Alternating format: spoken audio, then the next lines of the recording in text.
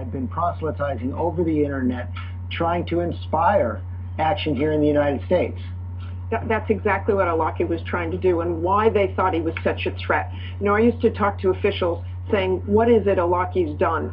Exactly, he's just putting stuff out on the internet. I mean, we learned later that he had a far bigger role in some of the terrorist acts in this country, but they thought that was a huge threat exactly for that reason, that he would inspire people. And remember, they had this online magazine called Inspire, and Inspire magazine told people how to put a pressure cooker bomb together. So that's the kind of things they're going to go back. They're going to try to check the internet. They're going to do whatever they can to track what these two young men were up to and what changed them, what radicalized them. Were they living these double lives for a long time, as Brad said, or did something happen in the last year or so? You also have to wonder about the training.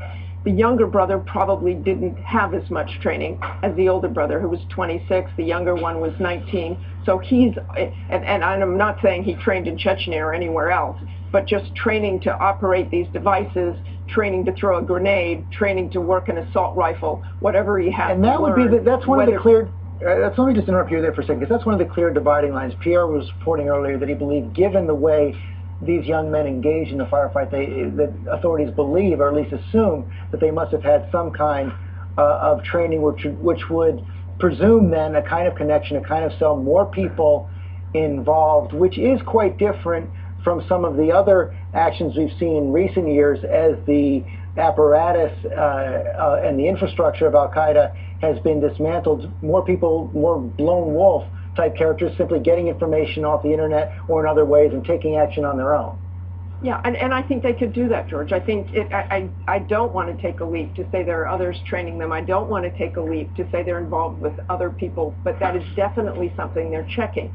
They could learn all of this on the internet. They could learn how to make a suicide bomb. They could learn these pressure cooker bombs, obviously, and they could get weapons. It's pretty easy to get weapons in this country. So they could do that. They clearly have done that sort of thing. They clearly have weapons with them, and fortunately, we don't think there are too many weapons he has, but if he has a suicide vest, that obviously is a complicating situation because law enforcement can't exactly rush in because they don't want any of the law enforcement. So law enforcement is going to go slow.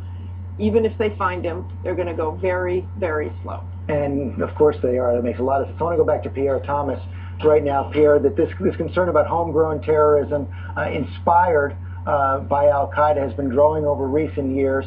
But, you know, one of the other things as we entered into this week, and this is the anniversary, the 20th anniversary of Waco, was some concern that perhaps we'd see an act of domestic terrorism in this week, starting on Patriots Day, and so much speculation in the hours after the marathon attacks that it might have been some form of domestic terrorism, but this is taking us in perhaps quite another direction.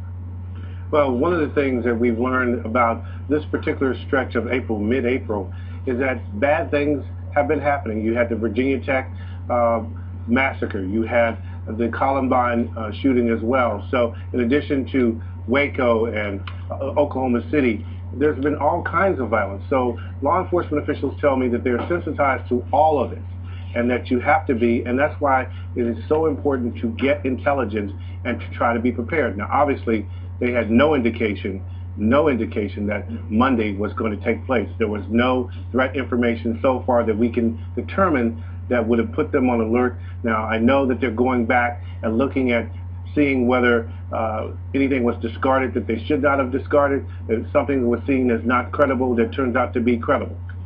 Okay, Pierre Thomas, thanks very much. Of course, it's an ongoing situation in Boston. We're going to pause right now to begin Good Morning America live on the West Coast, and many of our ABC News stations will be staying with our live coverage. Stay with us here on ABC News.